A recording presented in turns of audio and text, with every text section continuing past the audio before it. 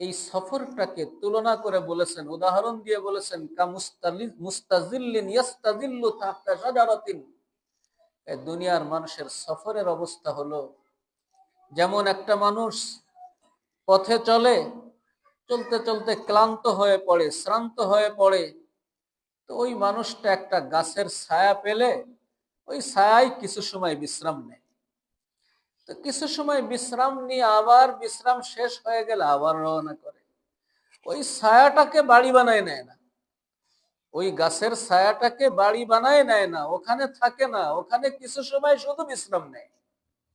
তার মনজিলে মকসদ তো আরো বহু দূরে, সে যাবে তো আরো অনেক দূরে, মকসদ তার আরো অনেক দূরে যাওয়ার, অনেক দূরে সে যাবে, কিন্তু মাঝে একটু ক্লান্তি শ্রান্তি দূর করার জন্য একটু গাছের ছায়ায় অবস্থান নেয়া, বিশ্রাম নেয়া।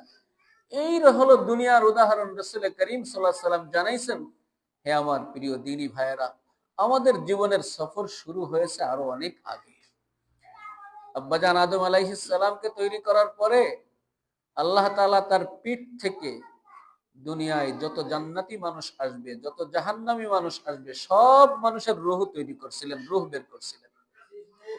সমস্ত রূহগুলোকে পিঁপড়ার আকৃতি দিয়ে আল্লাহ তাআলা জিজ্ঞেস করেছিলেন, আলাস্তু বিরাব্বিকুম, আমি কি তোমাদের প্রভু নই? সকলেই জবাব দিয়েছিল, বালা, নিশ্চয়ই আপনি আমাদের প্রভু।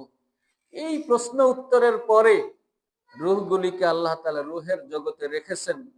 ওখান থেকে আল্লাহ তাআলা পর্যায়ক্রমে কাউকে আজ, কালকে কাউকে কাল, কাউকে পরশু, এভাবে করে দুনিয়াতে পাঠাচ্ছেন।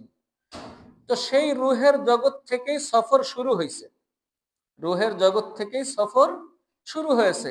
যারা দুনিয়াতে এসে গেছে তাদের সফর রূহের জগৎ থেকে দুনিয়া পর্যন্ত এসে গেছে। যারা কবরে চলে গেছে তাদের সফর কবর পর্যন্ত গেছে, কবরে যে স্থির হয়ে আছে। আমরা এখনো দুনিয়াতে আসি, তো আমাদের সফর রূহের জগৎ থেকে কবর দুনিয়া পর্যন্ত আসছে। এখনো সামনে আমাদের সফরের জায়গা কবর বাকি, এরপরে হাসর বাকি, এরপরে আখির আমাদের সফর যে পৌঁছবে জান্নাত পর্যন্ত ইনশাআল্লাহ।